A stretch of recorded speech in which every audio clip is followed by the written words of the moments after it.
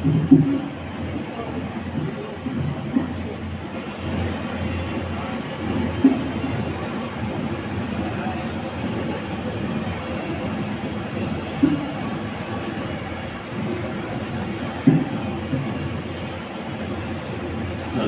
सर्वांना क्रांतिकारक परंतु मैत्रीपूर्ण जय भीम.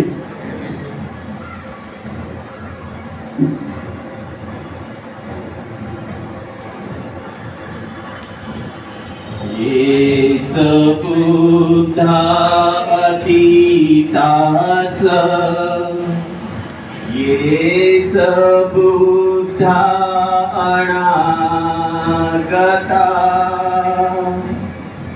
पचुपन्नास ये बुद्धा अहं वन्दामि सर्वदा. बुद्धं नमामि. ये च धम्मा अतीताच, ये च धम्मानागता,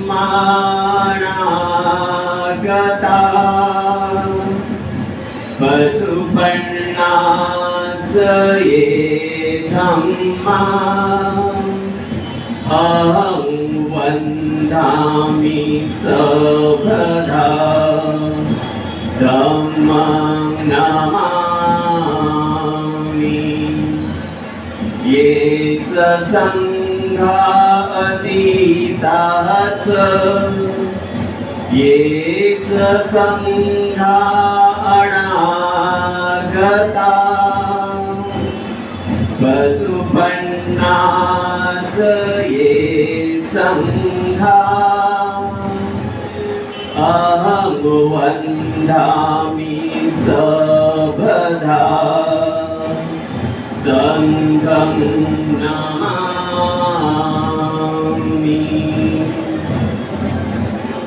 महाकरुणिक तथागत सम्यक संबुद्ध न्यायप्रिय चक्रवर्ती राजे सम्राट अशोक,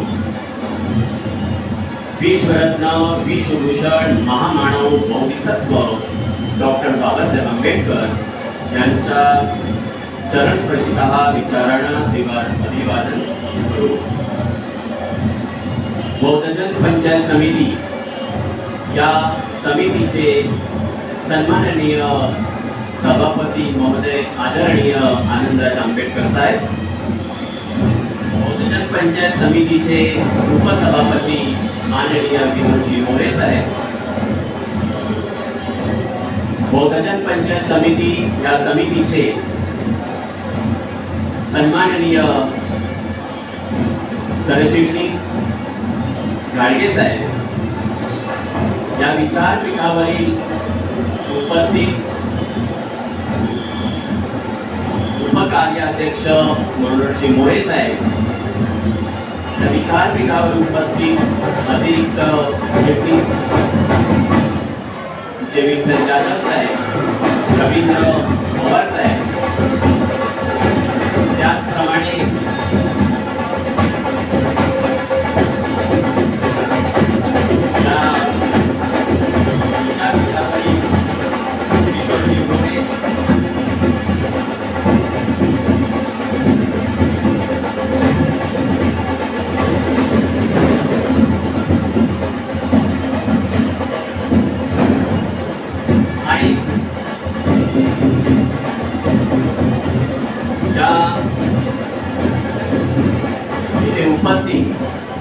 विविध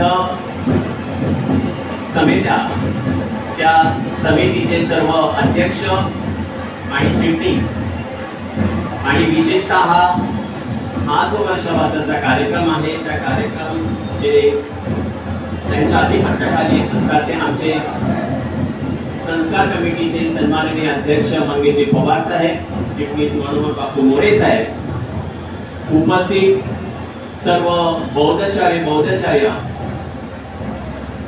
उपस्थित उपासक उपासिका, आपल्या मनामध्ये जो बुद्धंकुर आहे त्या बुद्धंकुराला सप्रेम जय भीम.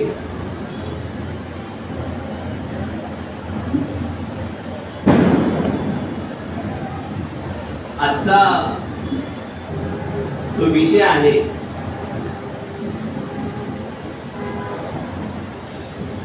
तो विषय तुम्हा आम्हा सर्वांचा जिव्हाळ्याचा विषय आहे.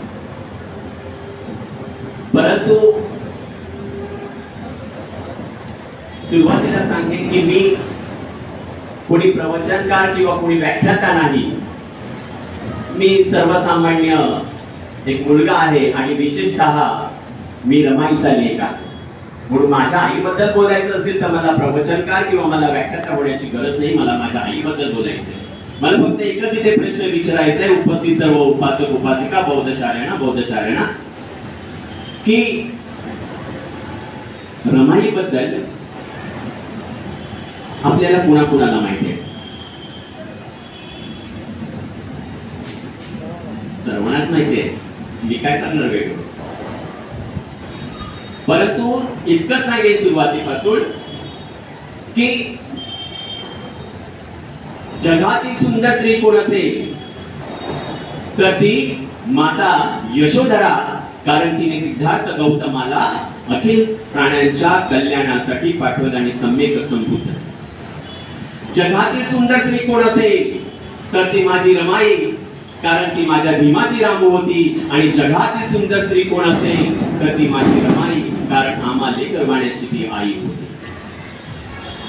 म्हणून मला जेव्हा हा विषय दिला गेला तेव्हा मला एकाने विचारलं, अरुण, लोकांच्या डोळ्यामध्ये पाणी आलं पाहिजे. सुरुवातीला ते विचारलं कोणीतरी मला. मी म्हटलं रमाई विषय सांगताना आपल्या डोळ्यात पाण्याचं ठीक आहे हो, पण रमाईच्या डोळ्यातील पाणी केव्हा पुसणार हा फार महत्वाचा विषय आहे. रमाईच्या डोळ्यातील आसू आपण केव्हा पुसणार? आणि जर का ते पुसलं नाही गेले तर मग आपण कोण? आपण रमाईचे लेख आहोत. हा महत्वाचा. आजची स्थिती पाहून वाटतं की रमाईच्या डोळ्यातील जे अश्रू आहे ते आपण पुसले का? आणि पुसले नसतील तर तेव्हा आपण ते केव्हा पुसणार आहोत? नेहमी सांगताय की रमाईला फार दुःख झालं झालं ना. काही लोक इतिहास असा सांगतात की बाबासाहेबांनी दुर्लक्ष केलं. हो, जगातील सर्वात सुखी कोण असेल तर ती माझी रमाई होती. कारण ती प्रज्ञा सुंदराची सावली. हा फार हे सांगत असताना अगदी 37 वर्षाची जीवन गाथा आहे. फक्त 37 वर्षाची जीवन गाथा. सुरुवातीचे 9 वर्ष, नंतरचा 28 वर्षाचा प्रवास. अगदी भायखळ्याच्या मार्केट पासून डबकचाळीपर्यंत आणि डबकचाळीपासून राजगृहापर्यंत हा 28 वर्षाचा प्रवास आहे. पण या 28 वर्षामध्ये भीमाची रामू या संपूर्ण विश्वाची रमाई केव्हा झाली हे कळलं. काय जीवन जगली रमाई. सुरुवातीच्या काळामध्ये अगदी पहिल्या 9 वर्षाच्या काळामध्ये वय वर्ष 9, ज्यांची मुलं 9 वर्षाची असतील त्यांना डोळ्यासमोर आणा. म्हणजे 9 वर्षाचं आपलं बाळ आणि त्यावेळेस 9 वर्षाची रमाई. फरक आहे. आपल्याला बाळाला 9 वर्षाच्या बाळाला साधं वैचारिक बाब कळत नाही, पण त्यावेळेस रमाईला मात्र त्या परिस्थितीनुसार अखाली प्रौढत्व प्राप्त झाले होतं आणि त्याच्यातून जी काही शिकली असं काही शिक्षण घेतलं की ती पुढे त्या प्रज्ञा सूर्याची सावली. सुरुवातीचे जे काही दिवस होते रमाईचे अगदी बाळपणापासूनच, म्हणजे रुक्मिणी आणि भिक्खुदुत्रेंच्या घरामध्ये जे काही मुलं जन्माला आली, एकीचं म्हणे लग्न झालं होतं. त्याच्यानंतर रमा, गौरा आणि शंकर ही मुलं. गौरा आणि शंकर लहानच होती आणि त्यांच्यामध्ये रमा ही मोठी होती. आणि मग भिक्खुदुत्रे हा संपूर्ण जो त्यांचं उपजीविकेचे जे साधन होतं ते देखील फार वेगळ्या पद्धतीचं होतं. कारण दाभोळ बंदरातून डोक्यावर मच्छीची पाठी त्या मार्केट पर्यंत पोहोचवण्याचं काम भिक्खू धोत्रे करत होते. आणि मग संसार रुक्मिणी चालू होते. अशा परिस्थितीमध्ये ह्या चार मुलांना, ह्या 3 मुलांना सांभाळणं फार कठीण होतं. परंतु त्यातल्या त्यात देखील आपल्या संसाराचा गाडा पुढे कसा नेता येईल ह्याचा विचार रुक्मिणी आणि भिक्खू धोत्रे करत असतानाच रमा वाढत होती आणि रमा शाही देखील होती. संपूर्ण घराचं लाडकी लेक म्हणून रमा काम करत होती. आणि म्हणून मी मोठेच मांडण्याचा प्रयत्न करणार. जसं वय वाढत गेलं रमा तसं विचार या रुक्मिणी आणि भिक्खू धोत्रेंच्या मनात विचार आला. कारण त्यावेळच्या काळानुसार, त्यावेळच्या रीतिरिवाजानुसार मुलीचं लग्न अगदी 8 ते 9 ते 10 वर्षामध्ये करणं गरजेचं होतं. आणि ती चिंता रुक्मिणी आणि भिक्खूला पडली होती. परंतु काळ असा होता, दुःख असं होतं की रुक्मिणी ही आजारी असताना त्या आजारामध्ये तिचं निधन झालं. आणि शेवटी संपूर्ण घराचा जो भार आला तो रमावर येऊन पडला. आणि मग रमावर भार पडल्यानंतर संपूर्ण घराची जबाबदारी ती घेत असताना आपल्या बापाची देखील लेक अशी शहाणी होती की त्या आपल्या बापाची सेवा देखील तिला करायला भाग पडलं. आणि कारण त्यांना देखील पुढे अर्धांग वयाचा झटका येऊन ते देखील अंथरुणावर पिळले होते. आणि त्याच्यामध्ये या आजारापणामध्ये एक दिवशी असा आघात झाला की रमाचं जे छत्र होतं ते भिक्खू धोत्रे यांचं निधन झालं. आणि त्याने जगाचा शेवटचा निरोप घेतला. आणि मग ही 3 मुलं अनाथ झाली. परंतु एक चांगली गोष्ट इथे होती की त्यांचे काका वलंगकर काका आणि गोविंदकर मामा यांनी मात्र त्या 3 मुलांना फार साथ दिले आणि मुंबईला ते घेऊन आले भायखळा येथे. आणि मग पुढे त्यांचं संगोपन झालं. रमा तिथे वाढत होती आणि त्यांना देखील चिंता होती की हे करायचं काय. आता मुलीचं लग्न ठरवणार आहोत. मुलगा शोधण्याच्या परिस्थितीमध्ये ते देखील होते. त्याच वेळी मुंबई सारख्या ठिकाणी एक सूर्य त्यावेळेस उदयास येतो. रमाईचा इतिहास सांगताना किंवा रमाई सांगताना आणखी एका व्यक्तीला इथे फार धन्यवाद द्यावं लागेल, अभिवादन करावं लागेल त्या व्यक्तीला. आणि ती व्यक्ती म्हणजे रामजी बाबा. रमाई सांगताना रामजी बाबाला विसरता कामा नये. कारण रामजी बाबानं बाबासाहेबांसाठी ऑलरेडी 2 मुली पाहिल्या होत्या. आणि जवळजवळ दुसरी मुलीची निश्चिती करण्याच्या बेतात असतानाच एक दिवशी रामजी बाबा मामांच्या घरी गेल्यानंतर तिथे रमा नजर पडली. आणि म्हणतात ना की रामजी बाबानं त्या रमाईला अचूक वाचलं होतं. आणि त्याच क्षणी त्याच वेळेस त्याने गेलं होतं की माझ्या भिवाची हीच पत्नी म्हणून मी हिला भिवाची पत्नी म्हणून मी हिला घरी आणली. हे रामजी बाबानं तिचा चेहरा वाचला होता. कोणी सांगतात मुलगी अनाथ आहे, छत्र होतं. परंतु रामजी बाबांचे डोळे हे त्याच्यापेक्षाही विचाराच्या पलीकडे होते. आणि तोच रामजी बाबाने रमाईच्या चेहऱ्याचा गुण वाचला आणि सांगितलं की माझ्या भिवासाठी रमा योग्य स्थळ आहे म्हणून.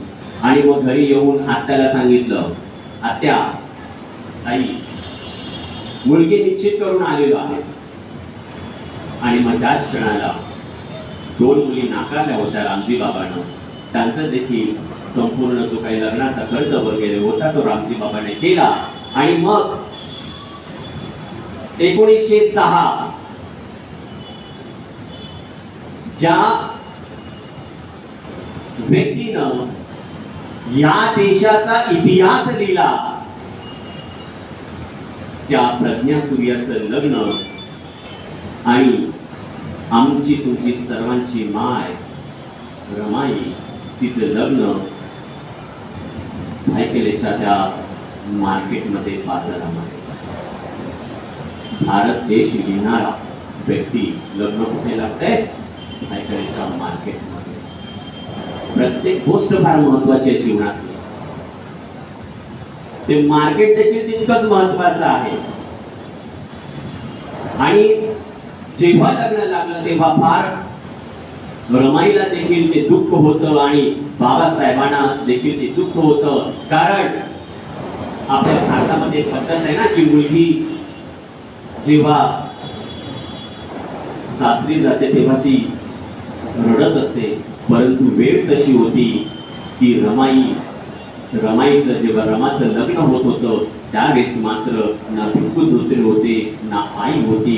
कुणाच्या खांद्यावर लेक डोकं ठेवून लढेल की आई मी जाते.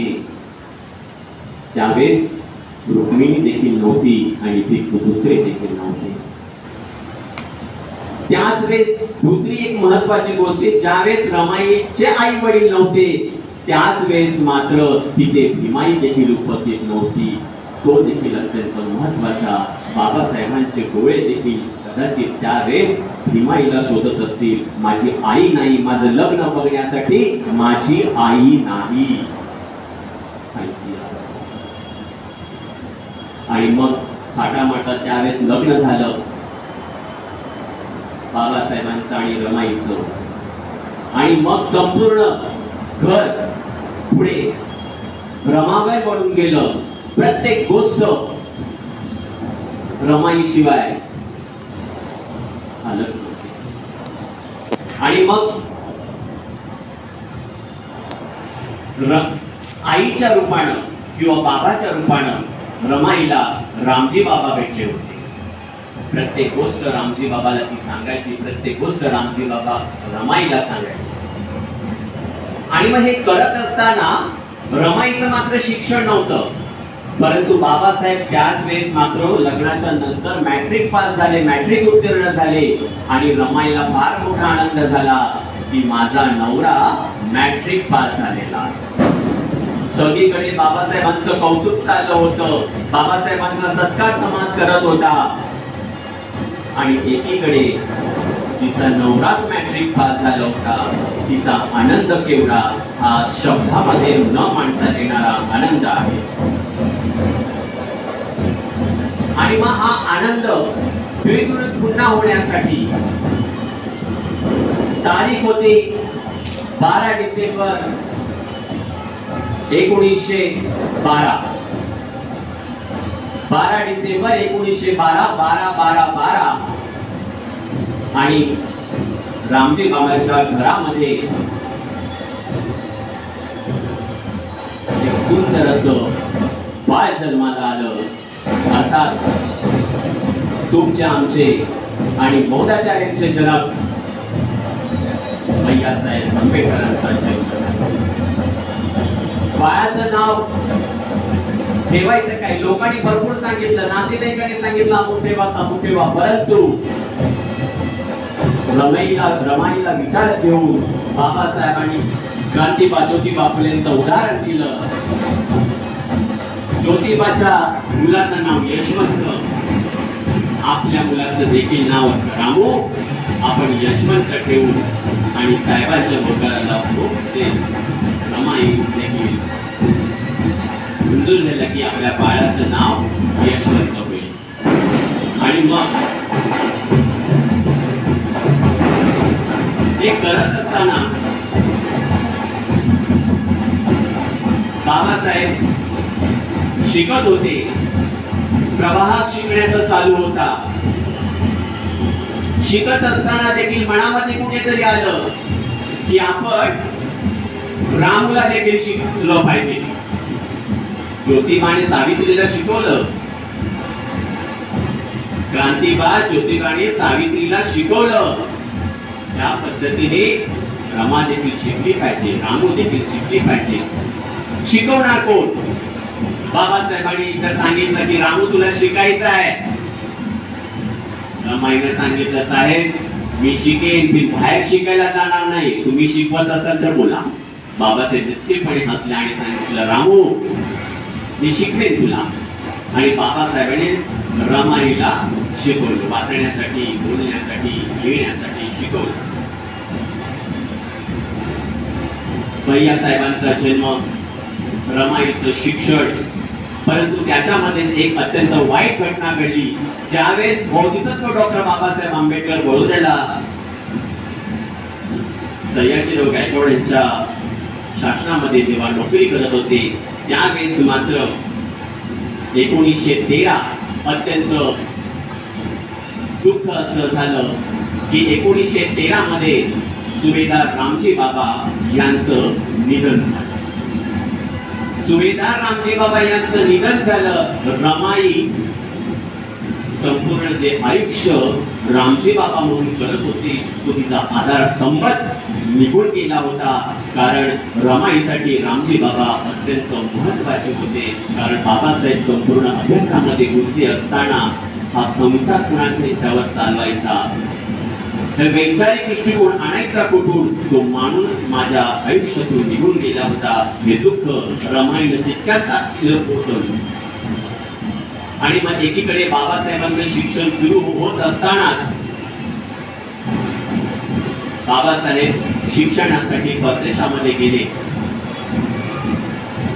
परदेशामध्ये गेल्यानंतर कोलंबिया युनिव्हर्सिटी मधून गेल्यानंतर कोलंबिया युनिव्हर्सिटीमध्ये बाबासाहेब गेले. आणि मग जाताना रमाई फार दुःखी होती, रडत होती, कारण तिला हे सगळं नवीन होतं. रमाईला हे सगळं काही नवीन होतं, शिक्षण हेच नवीन होतं.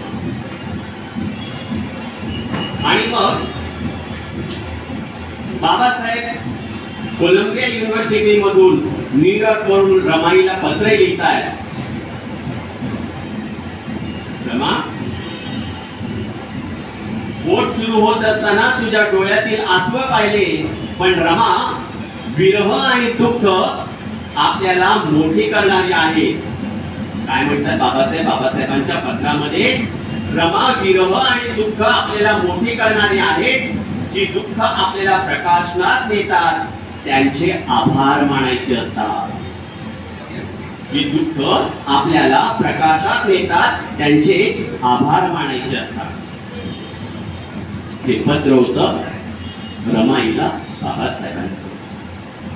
त्याच्यातून तुम्ही आम्ही काय बोध घेणार आहोत फार महत्वाचं आहे. प्रत्येक शब्द महत्वाचा आहे.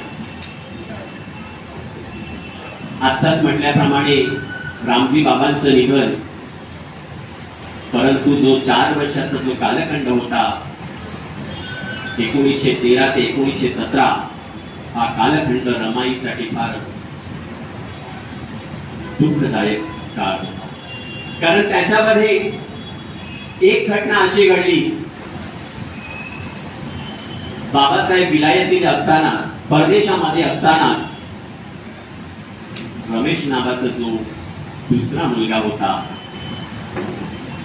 त्याचं निधन झालं. निधन झाल्यानंतर त्याचं संपूर्ण जे काही करायचे ते केल्यानंतर, त्याला मुक्तमाती दिल्यानंतर रमाई बाबासाहेबांना पत्र लिहिते, साहेब रमेश गेला. रमाई बाबासाहेबांना पत्र लिहिते, साहेब रमेश गेला.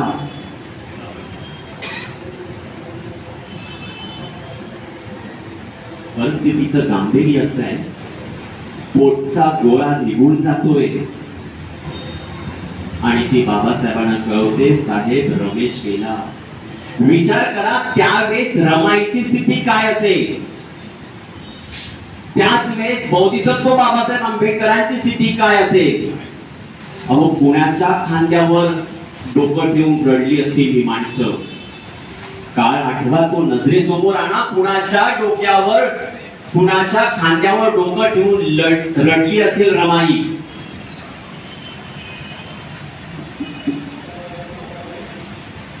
आणि मग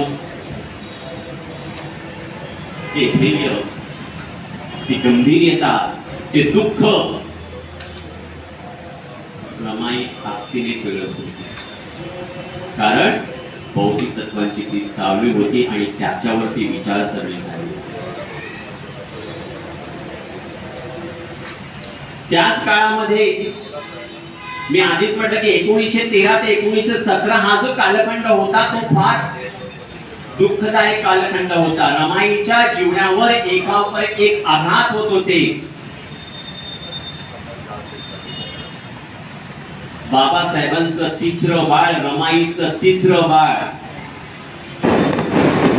रमाईची लेक इंदू. त्याच काळामध्ये किती वर्ष जगली इंदू? 1.5 वर्ष जगली.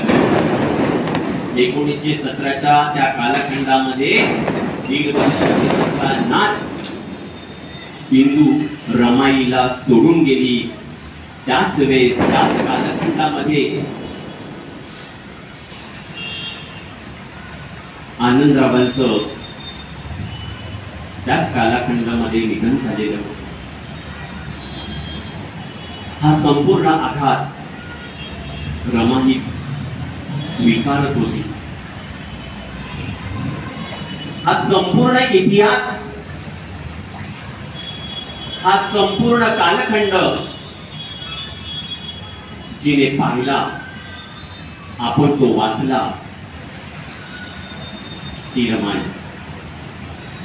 आणि मग सुख म्हणजे काय आणि दुःख म्हणजे काय जिने जाणलं, ती रमाई. भारतात आल्यानंतर बाबासाहेबांना सिडनेल कॉलेजमध्ये नोकरी लागली. सिडनेल कॉलेजमध्ये नोकरी करत असताना पगार किती होता? 450 रुपये पगार. रमाई खुश. त्यावेळेस 450 म्हणजे खूप. रमाईला वाटलं की आता आपलं सगळं काही निभावून निघणार आहे, सगळं काही. परंतु किती पैसे दिले बाबासाहेबांनी रमाईला खर्च चालवण्यासाठी, संसार चालवण्यासाठी? फक्त 100 रुपये. या 100 रुपयामध्ये महिना चालवायचा आहे. संपूर्ण काटकसर चे नियम जणू काही रमाईला लिहून दिले होते. या 100 रुपयामध्ये राहून तुला संसार चालवायचा आहे. तितकंच काय, जी आपली माचीस असते ना, ती देखील 2 पेक्षा जास्त वापरण्याची अनुमती रामूला नव्हती. आणि त्याच्यामध्ये हा संसार चालवायचा आहे. आज आम्हाला कितीही पगार देऊ, कमीच. परंतु रमाईला मात्र 100 रुपयामध्ये संसार चालवायचा. रमाई भांडण्याची देखील बाबासाहेबांसोबत. परंतु रमाईचा राग हा मित्रांनो सात्विक राग होता. रमाईचा राग कसा होता? सात्विक राग होता. आणि मग 1920 रोजी ज्यावेळेस बाबासाहेब आंबेडकर लंडनला त्याची तयारी करत होते, त्यावेळेस छोटस भांडण देखील झालं रमाई बरोबर. मी आधीच म्हटलं रमाईचा राग हा सात्विक राग होता, ते प्रेम होतं. भांडण झाल्यानंतर रमाईने स्वतःलाच विचारलं, नाही हा जो व्यक्ती आहे ही साधी व्यक्ती नाही. शेवटी रमाईने विचार केला. काय रमाईने विचार केला? या विद्युत प्रवाहाला बांध घालू नये, तुफानाच्या पायामध्ये संसाराची बेडी टाकू नये, तुफानाच्या गळ्याभोवती फास टाकू नये. ते कोणाच्याच हिताचे होणार नाही. ते कोणाच्याच हिताचे होणार नाही. ना ते समाजाच्या हिताचं होणार आहे, ना माझ्या संसाराच्या हिताचं. आणि मग रमाईला जे दुःख होतं, केवळ रमाई बाबासाहेबांच्या जी पाठीमागे खंबीरपणे उभी होती. एक तर बाबासाहेबांना तहान होती अभ्यासाची, बाबासाहेबांना तहान होती अभ्यासाची, बाबासाहेबांना तहान होती या समाजाचं भलं कसं होईल याची. 24 18 तास एका रूम मध्ये बंद करून बाबासाहेब अभ्यास करायचे, तर माझ्या समाजाचं कसं होईल? दाराच्या बाहेर अगदी जेवणाचं ताट घेऊन रमाई उभी असायची, साहेब. परंतु साहेबांना मात्र जेवणाचं देखील भान राहिलं नाही. आणि मग 25 नोव्हेंबर 1921 मध्ये बाबासाहेब लंडनहून पत्र लिहितायत रमाईला. बाबासाहेब पत्र लिहितायत, रामू, संसार हे तुझे क्षेत्र आहे आणि अभ्यास हे माझे क्षेत्र आहे. काय लिहितात बाबासाहेब? संसार हे तुझे क्षेत्र आहे आणि अभ्यास हे माझे क्षेत्र आहे. पैशाची व्यवस्था करीत आहे, मीही मोठ्या अडचणीत काढत आहे आणि आता तुला पाठविण्यासाठी माझ्याकडे पैसे नाहीत. रामू, तू स्वतःचे दागिने विक आणि संसार चालव, मला काही सांगू नको. बाबासाहेब म्हणतात, रामू, तू स्वतःचे दागिने विक आणि संसार चालव, मी शिक्षण घेत आहे.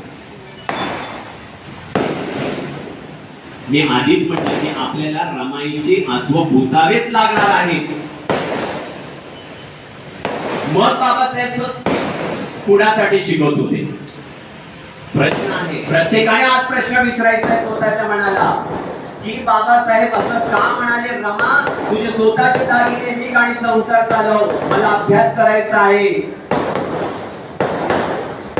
कुणासाठी अभ्यास करायचा आहे?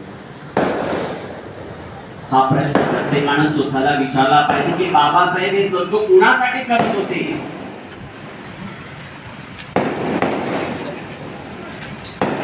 हे करत असताना, हा संसाराचा गाडा चालवत असताना देखील दुःखाचे आघात रमाईवर पडत होते आणि त्याच्यामध्येच रमाईचा आणखी एक मुलगा गंगाधर, त्याचं देखील निधन झालं. गंगाधरचा वेश रमाई जो पैसे नव्हते, बिलगुणा जो डॉक्टर होता, त्याची देखील उधारी बाकी होती, त्याला देखील देण्यासाठी पैसे नव्हते.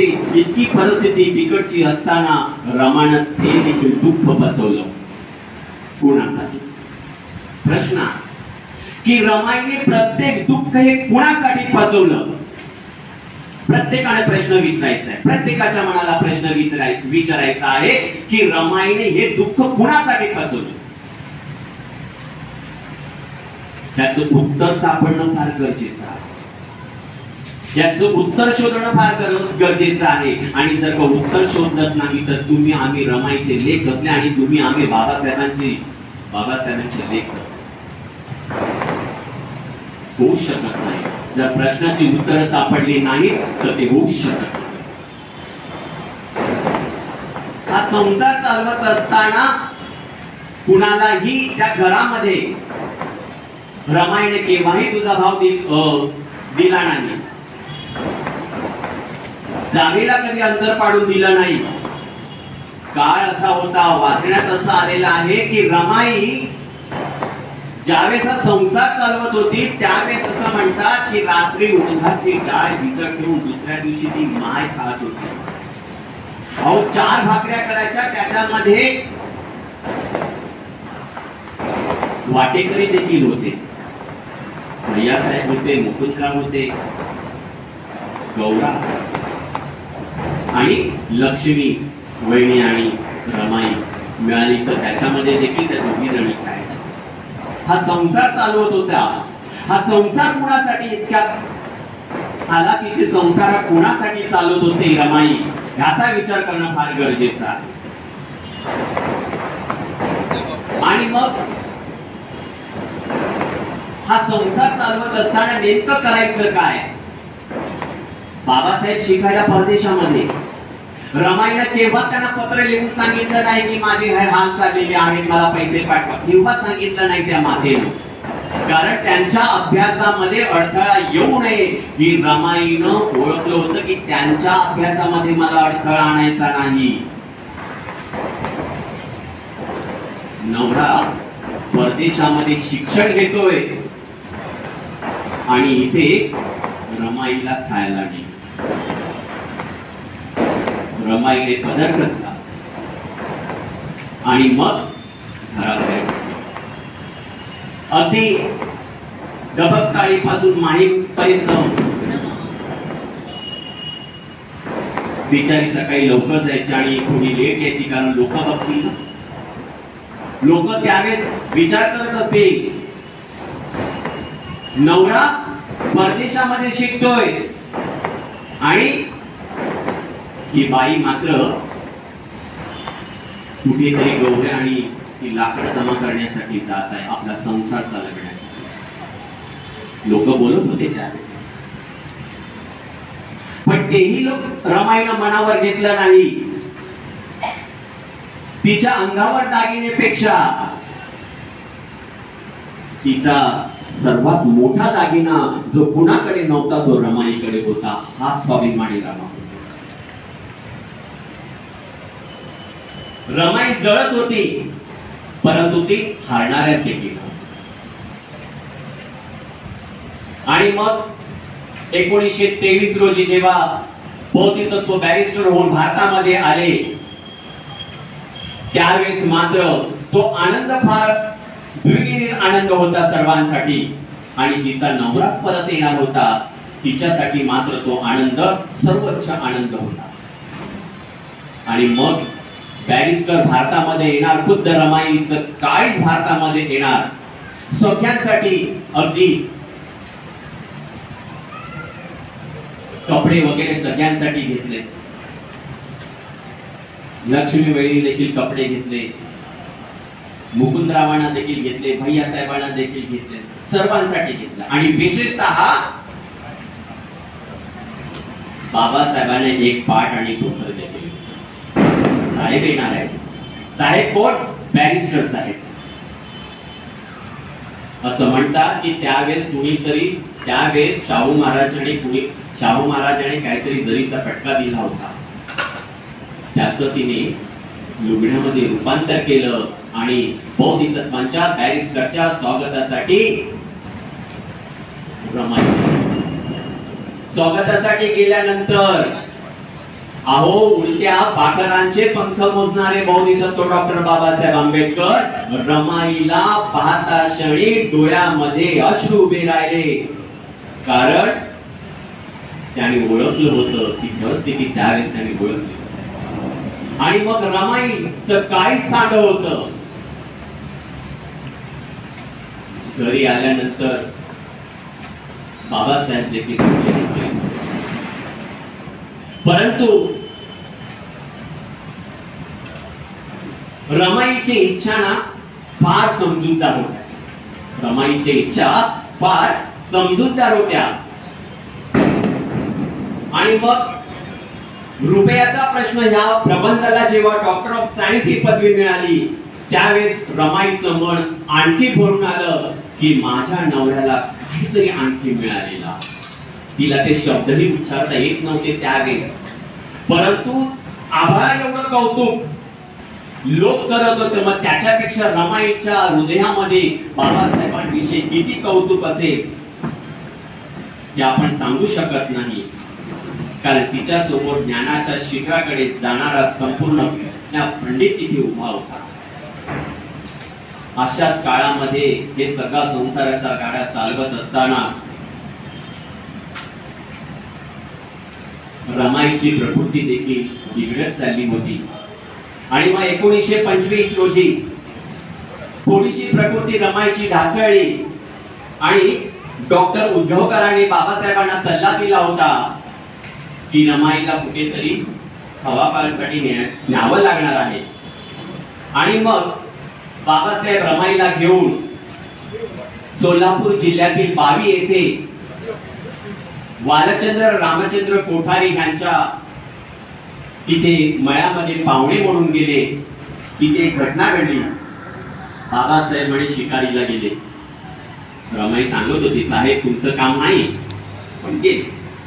आणि शिकार करत असताना बाबासाहेबांच्या हनवटीला लागलं आणि रमाई मुद्दाम चिडून बाबासाहेबांना म्हणाली, अहो जे हरिण समोर होते ना ते देखील बिनधास्त होतं त्या दिवशी, कारण हरणीला माहिती होतं शिकारीला स्वतः बॅरिस्टर आलेले आहे. त्याच्यामुळे आज मी सुखी आहे असे वागणार. रमाईला फार चिंता होती बाबासाहेबांची. महाडचा सत्याग्रह असेल, पुणे करार असेल, महाडचा सत्याग्रह असेल, पुणे करार असेल, प्रत्येक देशाच्या कोपऱ्यातून बाबासाहेबांना मारण्याची धमकी येत होती आणि रमाईचं काळीच त्यावेळेस फाटत होत. बाबासाहेबांना मारण्याची धमकी येत होती कारण एका बाजूला संपूर्ण भारत देश आणि या संपूर्ण भारत देशामध्ये तुमच्या आमच्यासाठी लढणारे एका साईडला बोधिसत्व डॉक्टर बाबासाहेब आंबेडकर. अशा वेळेस बाबासाहेबांना विविध स्तरातून धमकी येत होती. ते काहीच रमाईचं फाटत होत.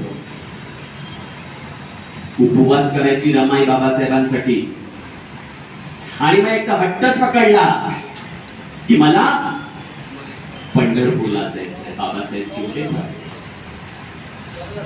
की रमा, अगं जो देव आपल्याला त्या देवळामध्ये घेत नाही, मंदिरामध्ये घेत नाही, त्या देवाचं दर्शन तुला कशासाठी आहे तो आपला नाही. रमाईनं सांगितलं साहेब, अहो आपण चोखा मेळ्यासारखं दर्शन घेऊ ना बाहेरून. बाबासाहेब आणखी चिडले, जो देव आपला नाही, जो देव आपल्याला दर्शन देत नाही, तो देवच आपल्याला काही कामाचा नाही. इथे मात्र फार मोठा प्रश्न येतोय. अहो जो देव त्यावेळेस बाबासाहेबांना त्यावेळेच्या समाजस्थितीला उभा करत नव्हता, त्याच देवाच्या दर्शनाला आम्ही जातो. मग आम्ही रमाईचे लेख करतो. प्रश्न आहे, गंभीरतेचा प्रश्न आहे. आम्ही कोणत्याही जातीवर, धर्मावर, पंथावर टीका करत नाही, परंतु ज्यावेळेस आमची ही लोक ज्यावेळेस देवदर्शनाला जातात ना, तेव्हा समोर रमाईचं चित्र मला दिसतं. जेव्हा आमची लोक जेव्हा नवरात्रीमध्ये 9 दिवस विविध साड्या पेरून जेव्हा नाचतात ना, तेव्हा रमाईच्या लुगड्याचा श्वास आम्हाला येतो. आम्ही करतोय काय म्हणायचं? विचार करा प्रत्येकाने, शोधा प्रश्नाचं उत्तर. हे आमचं काम नाही.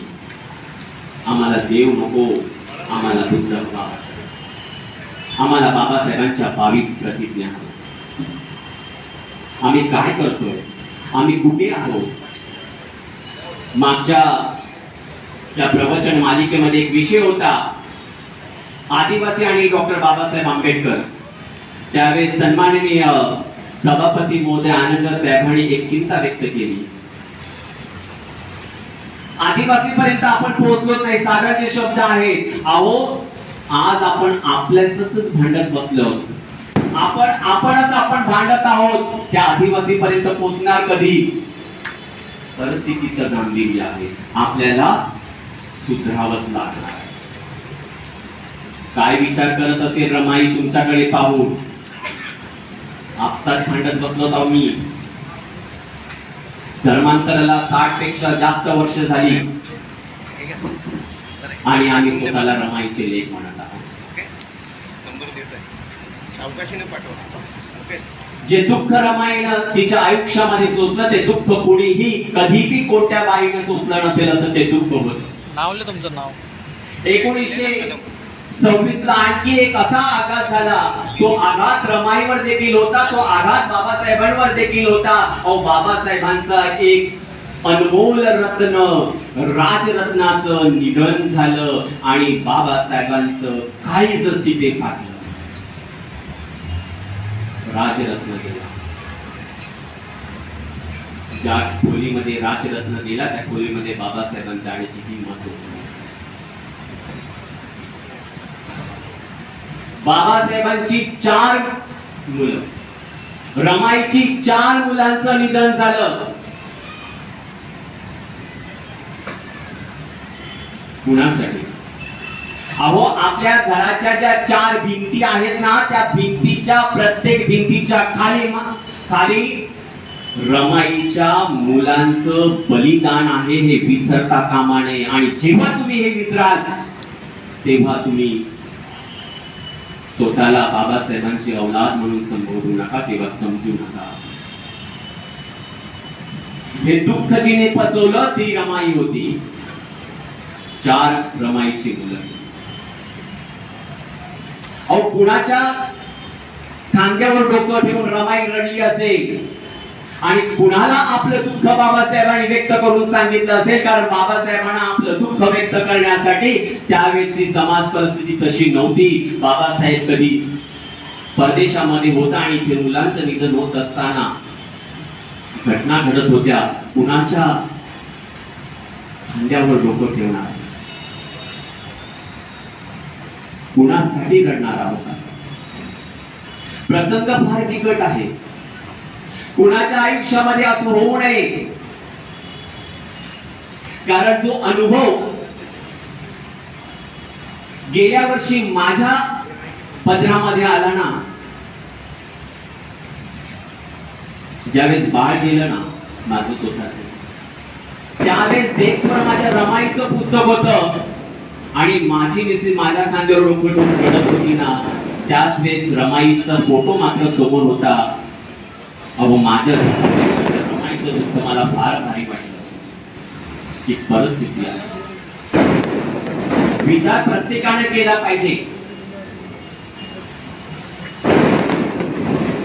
आणि मग 1900 पुढे जाताना 1930 बाबासाहेब बाहेर होते आणि रमाईची परत तब्येत ठीक नसताना बाबासाहेबांनी रमाईला वराळेंच्या इथे धारवडला पाठवलं. तिथे त्यांचं एक वसतिगृह. एक प्रसंग असा घडला की त्या वसतिगृहातल्या मुलांना त्यावेळेस जेवण नव्हतं. रमाईने विचारलं वराळने की आज मुलं गप्प का? तर ते म्हणाले की आज अन्नाचा कण नाहीये. क्षणिकही विचार न करता रमाईनं स्वतःच्या हातातील बांगड्या सांगितल्या आणि सांगितलं आणि आज वसतिगृहामध्ये जेवण झालंच पाहिजे. रमाई आहे, साधं व्यक्तिमत्व नाही, रमाईचं व्यक्तिमत्व आहे. संपूर्ण महिला मंडळांना देखील त्या समजून सांगत होत्या त्यावेळेस. शाणं व्हायचं आपल्या सर्वांना. आणि मग रमाईनं स्वतःच्या बांगड्या देखील विकल्या. तेच काय, जी रमाईच्या त्यावेळेस संपर्कामध्ये आलं त्यावेळेस रमाईनं सर्वांना आपल्या जवळ केलं.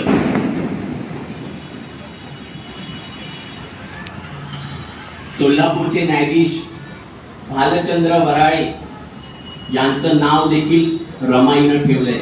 भालचंद्र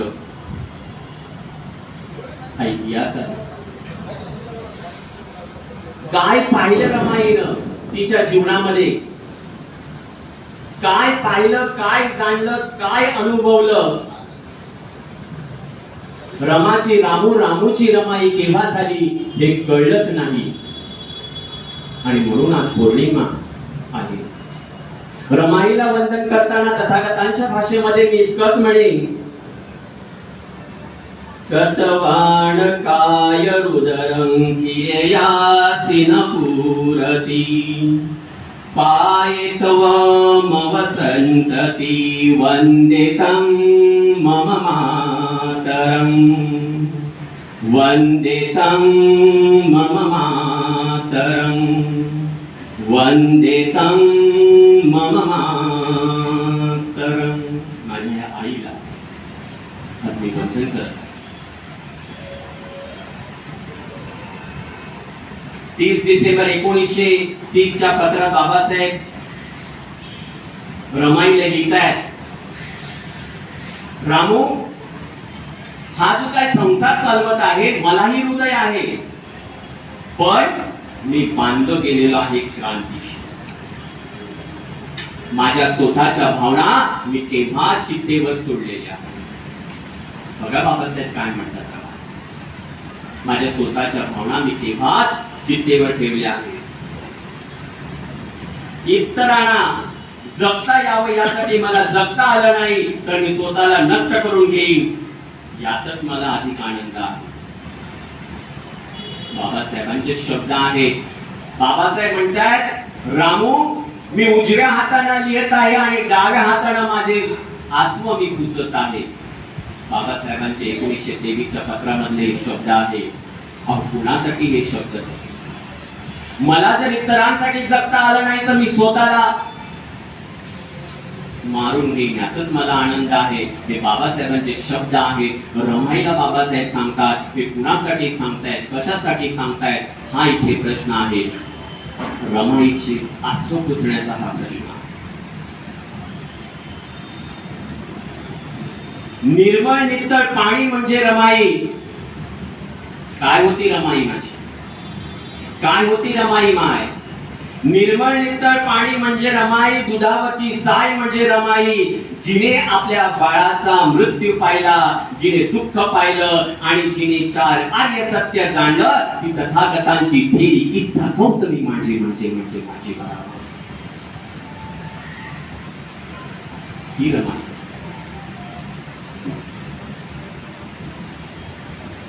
रमाईला अत्यंत प्रिय व्यक्ती बाबासाहेब आणि बाबासाहेबांचं अखंड प्रेम रमाई होतं. म्हणून थॉट ऑन पाकिस्तान हा जगप्रसिद्ध ग्रंथ बाबासाहेबांनी रमाईला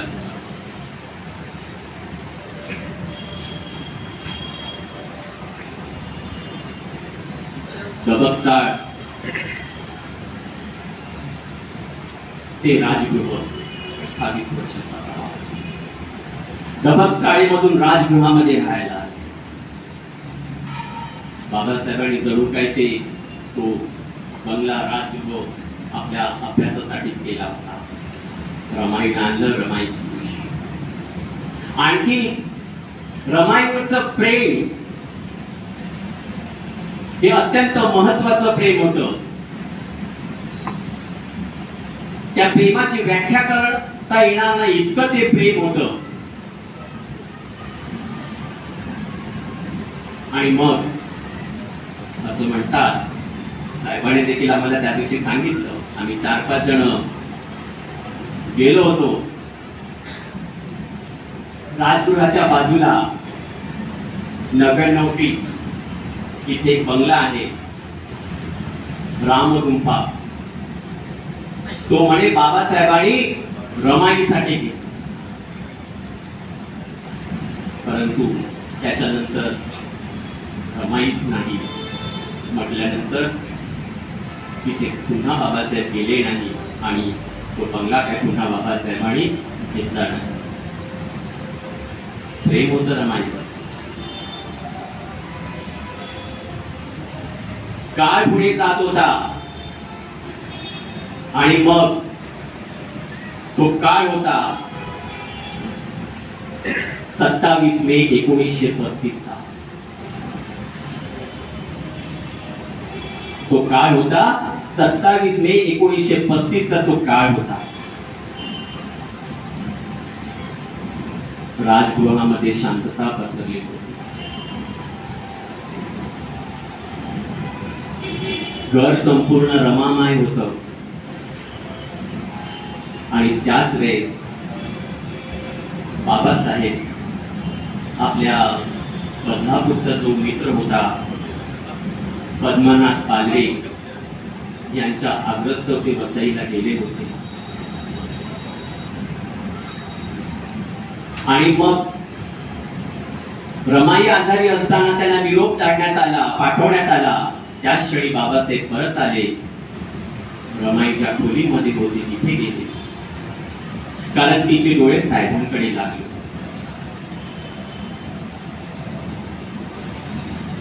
रमाईचा हात हातामध्ये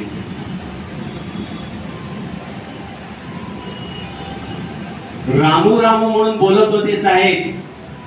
आणि बाजूला भैया साहेब देखील रडत होते.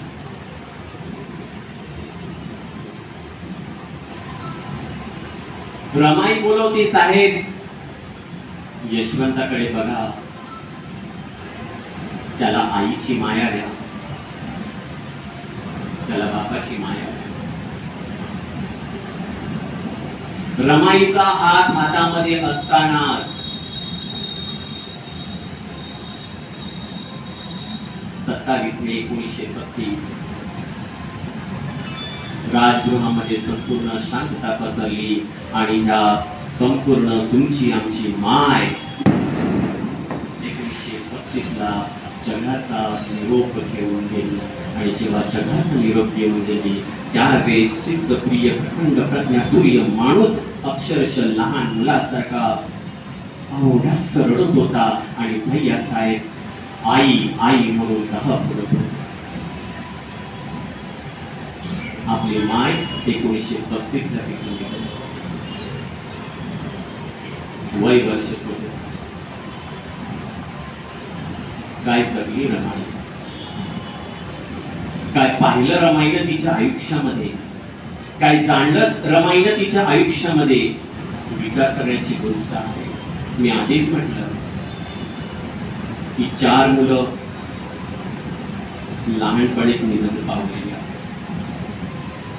तितक्याच ताकदीने सांगितलं की आपल्या घराच्या 4 भिंती म्हणजे रमाईच्या प्रत्येक लेखाचं बलिदान आहे हे विसरता कामा नये. हा इतिहास तुम्हाला विसरता येणार नाही. रमाईचे ऋण आपल्याला फेडता येणार नाही.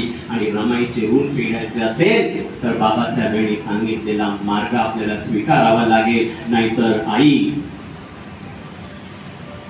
तू आज जर यांच्याकडे पाहत असशील तर तुझ्या मनामध्ये काय विचार येते ते आई हे तुलाच माहिती असेल.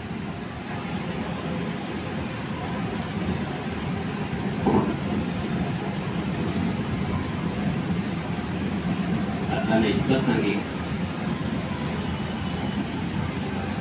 हळुवारपणे हृदयाला स्पर्श करून जाणारे मातृत्वाचे अखंड विश्व म्हणजे रमाई. वनात ते डबकताळ आणि डबकताळ ते राजगृह. हा सुखाचा खडतर प्रवास जिने जाणला तिने आपले आयुष्य बनवले ते ममतत्व म्हणजे रमाई. जगामध्ये दुःख आहे, दुःखाला कारण आहे. तथागतांचे आर्य जिने ओळखले ती तथागतांची खरी उपासिका म्हणजे रमाई. पोटात दुःख ठेवायचं आणि चेहऱ्यावर हास्यदिवे ठेवून डोळ्यामध्ये प्रज्ञा सूर्याचे तरंग ठेवायची ती आम्हा नवकोटीची माता म्हणजे रमाई. कोवळून दुःख सारे जिजलीच परी तू चंदना. आई या लेकराची आज तुला वंदना. आई या लेकराची आज तुला वंदना.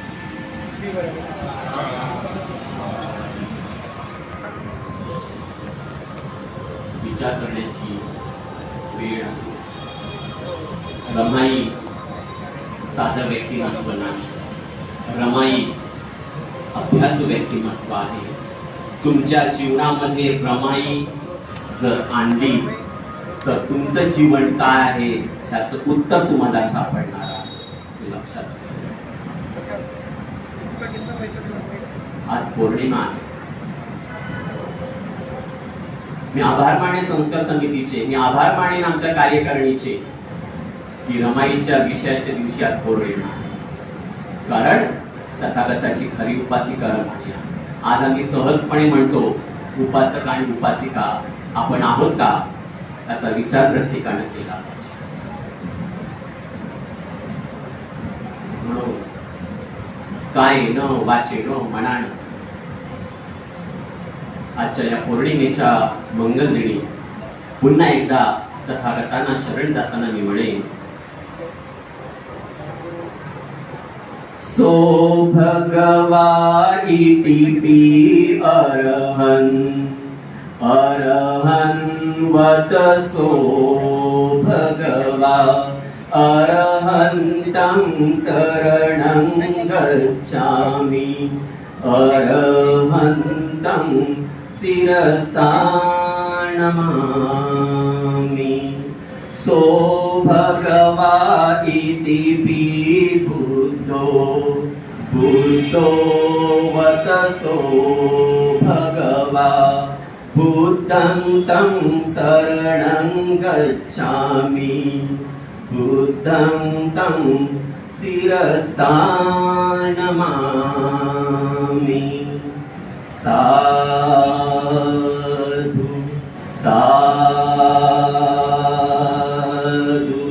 साधु.